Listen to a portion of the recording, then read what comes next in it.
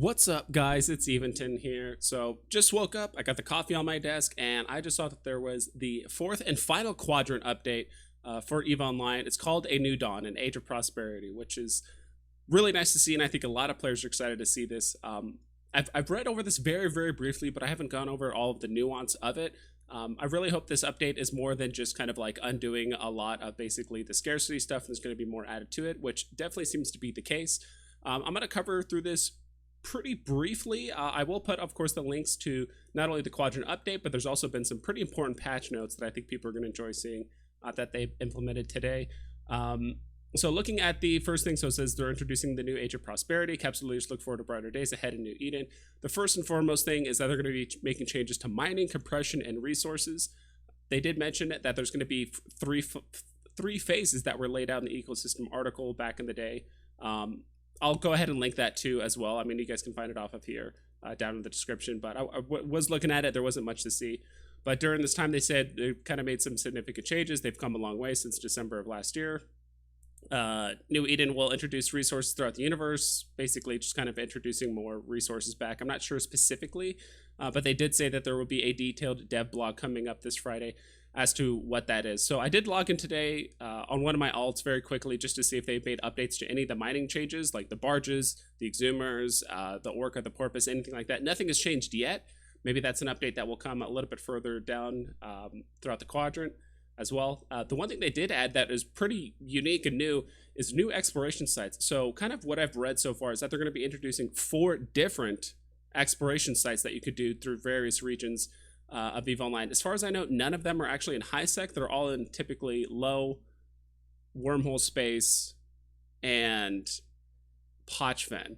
So we'll go ahead and read through these very quickly. So they said that there's going to be some new exploration sites, the reward for the boldest capsuleers with capital and super capital construction components. So it seems like they're kind of introducing a lot of these capital components at a much higher rate by introducing more of this stuff, because right now the capital component or just building capital ships in general is being extremely bottlenecked by just the amount of resources that aren't available yet. So this is one of the things that I think a lot of the industrialists have been saying is that it's just not profitable at all whatsoever to build any capital ship. So they either need to introduce more resources to build those at a rapid rate, so it kind of like lowers the prices and just kind of introduces it more in the market, or something else needs to happen to make it even worthwhile to build capital components. So we'll go ahead and see how these actually like pan out. But it says these Aegis, whatever you want to pronounce it, capital security facilities scattered in low sec features a heavily guarded security vault right for ransacking. Covert op ships will find much to plunder here. So the fact they said covert op ships, this makes me think it's not a combat site. You just scan it down, you find it, you hack it, you get the stuff. That's awesome. Disrupt the rogue drones as they tend their nurseries in Triglavian held space by pillaging them as part of the Overmind Nursery growth sites. So found it in Pochman, which is great. I really think Pochman needs more and more content and something for explorers to actually do out there. So it says scan, salvage, and close your ships for this encounter. So kind of some tips there as to how that's going to play out.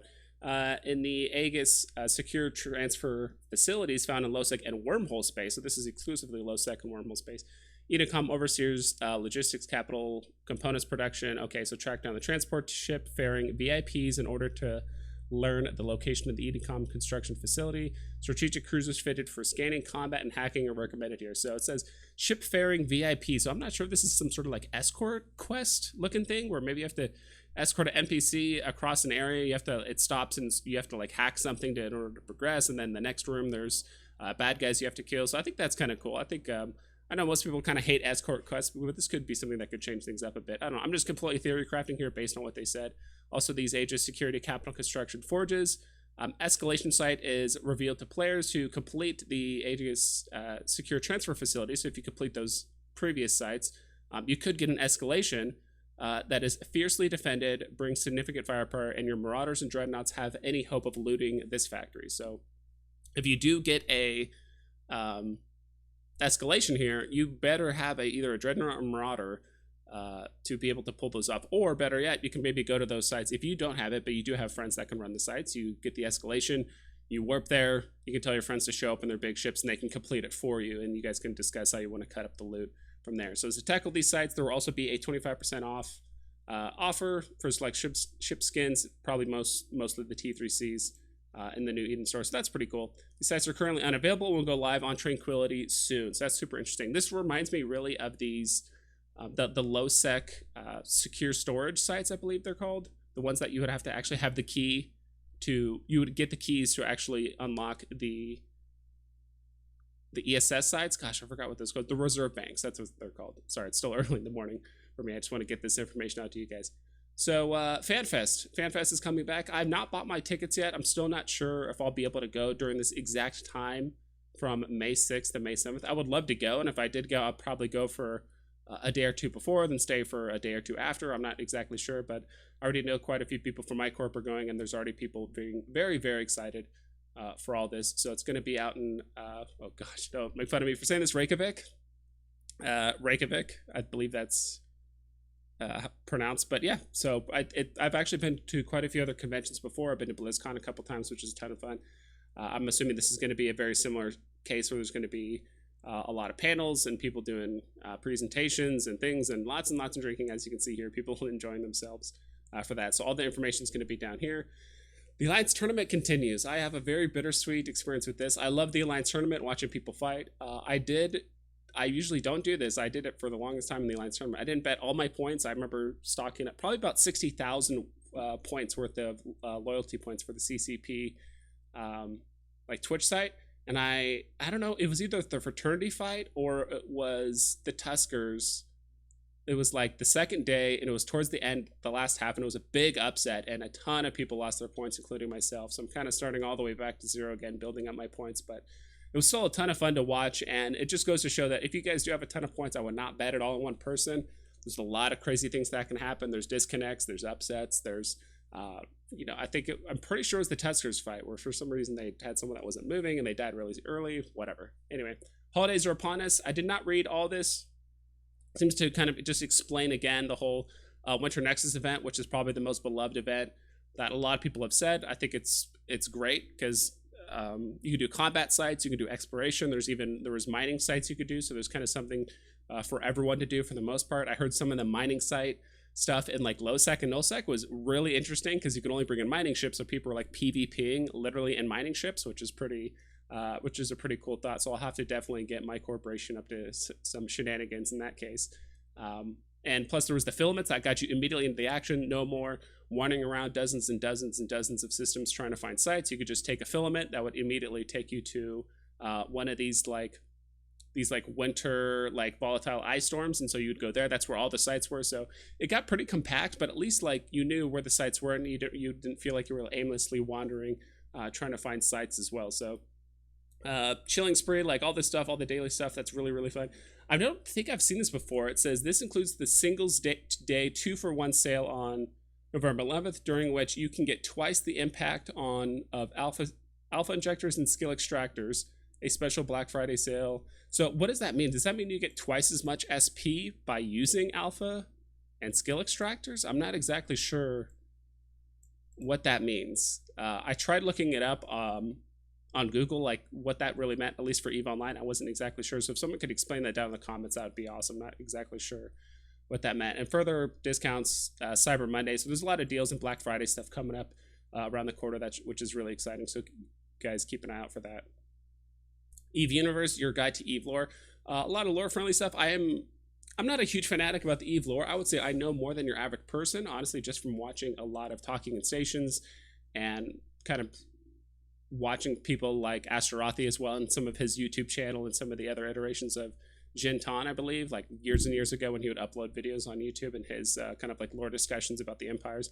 So I learned a lot there, but I would like to kind of get into the EVE lore a bit more. So if they did kind of expand it or have easier access for people to see it in game, I think that would be really cool. So that's pretty much it for the update for the New Dawn, the initial news view of it. There is some patch notes here I did want to cover, and this is the other thing too. I always found it kind of difficult to actually find the patch notes. I would always have to Google patch notes, EVE Online, then click 2 other buttons to actually eventually get here. But yet here we are. So this is the patch notes for today's update. So it indicates so if there was a little handshake icon, this indicates a change inspired by players' feedback or suggestions. So as you scroll down here, there's quite a few changes that have happened. Audio issues have changed, graphics. I'm kind of skipping all over that. So the exploration. So there's 2 new sites and 2 more will be coming soon across New England. So the Aegis capital site security sites scattered through LowSec. Those ones are going to be spawning now, it seems like, and the Overmind Nursery Groves will be in Podfence. So as of right now, those are the other ones that are spawning. The other sites that spawn in LowSec and Wormhole space that you need T3Cs for, that would also could potentially give you an escalation. Those seem to be, those will probably be released at a later date. This is a huge one, and a lot of people just complaining this. People that do PvP, a lot of people that were streaming, a lot of people that were making videos. Remove the encounter surveillance PvP, capsular combat timer, and replace it with the weapons timer instead. And I think this is a huge fix. There was a lot of complaints going back and forth. A lot of people questioning why this change was even introduced in the first place, when it was apparently introduced as a community-led change, or it was kind of like community-driven, which was definitely seems to not be the case. So it seems like they reverted some of this. This is to maybe help prevent some like log-off traps, which only affects one person. I'm not exactly sure what exactly the change was in the first place, but I'm glad they kind of reverted it to a weapons timer. So now you can't just log off in space, I guess, but you can still hack as many sites as you want. If you do find a dual part of nullsec where there's no PvP happening, you could take a filament instead of waiting on literally one person for their 15-minute timer to finish in order to progress for the most part. So I think that's an awesome change. Skills, so dragging and dropping ship fittings into a skill plant content will create a plan, which is awesome. Market increase the quantity of rogue drone infestation data NPC buy orders. That doesn't really affect me that much, but it seems like that's convenient. User interface ones. I read a couple of these. These seems to be a huge change for some corporations, especially if they want to market themselves. So corporations can now select only one main category, PvP, PvE, trade and industry, and a maximum of 4 activities when posting an ad. Okay. Added a new pilot focus checkbox for corporations that specifically focus on helping new capsulators get into EVE, as opposed to new pilot friendly corps that welcome rookies to their ranks. Corporations can only select new pilot focus if the new pilot friendly checkbox is selected in the ad. Okay. And honestly, there is a huge difference between these two, at least in my mind. New pilot focus are people that really handhold new players that are getting into EVE Online. They need that kind of extra, almost like a classroom kind of setting, where they might need some specific organizational things that happen within the Corp to kind of help them get up to speed instead of just learning constantly the hard way. I think that's kind of like an old 2005, 2010 like EVE thing. I think when new players are being introduced, and it's no fault of their own, these are players that have been playing other MMOs, which do kind of have a bit more hand holding. That's just the style they've been used to, and that's just kind of how the games industry have been for the last, in my opinion, 5 to 10 years, where they've kind of treat their players not like idiots, but they obviously just need a lot of hand-holding to get up to speed. But EVE Online is a totally different animal, so I definitely think there needs to be a huge difference between corporations that are new pilot focused that will actually help players get caught up to speed, versus new pilot friendly, which is like, all right, we might not slow down to actually teach you all the nuances when it comes to it. Maybe we'll have our Corp mates online that will answer any questions you may have, but there's no like organizational stuff that will actually get you caught up to speed. Maybe new bro care packages, things like that might be like available for the new pilot focus stuff. But yeah, I think you guys get the point. There is a difference between those two. This one gives a lot more hand holding. This one says, hey, we'll take you, but you're gonna have to start kind of like learning the hard way potentially, but who knows. Decrease the primary time zone range from a maximum to 8 hours. Some of these changes sound like they might not be good. I don't know. It seems like when I've seen a lot of decreases or kind of more limiting, like active hours. I'm not sure how some of you like CEOs of corporations feel about that. Let me know down in the comments below about some of these changes that you guys are seeing here on screen. Added the option to sort and filter the content in the redeeming queue. It will also no longer select all items by default upon opening it. Not exactly sure. Sort and filter the content in the redeeming queue. It will also no longer select all items by default. Oh, okay. So in the bottom left, when you get all those like login rewards, or if you do get a reward and it puts the kind in that redeem queue.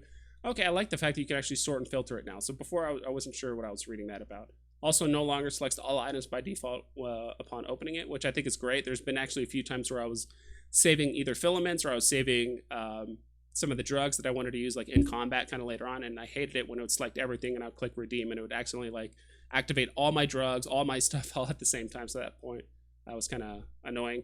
added more help pointers, which I think is great. More ways that we can help new bros or kind of direct people, the better. So defect fixes. I'm not going to read through all of this. This is obviously a lot of stuff, but I'm going to go ahead down on the comments, down in the description below. I'm going to link all the New Dawn stuff. I'm going to link the patch notes, as well as I think it was like the ecosystem outlook article as well, so you guys can check that out. So yeah, and that's pretty much it. So actually down in the comments below, I'd love to see what you guys think about the New Dawn update. Check out some of the patch notes, and I will be giving away one of the Gila skins as well. So just put a comment down below what you guys think about the new Quadrant update, and you guys will be applied for that. So yeah, that's pretty much it. Hope you guys take care and you fly safe.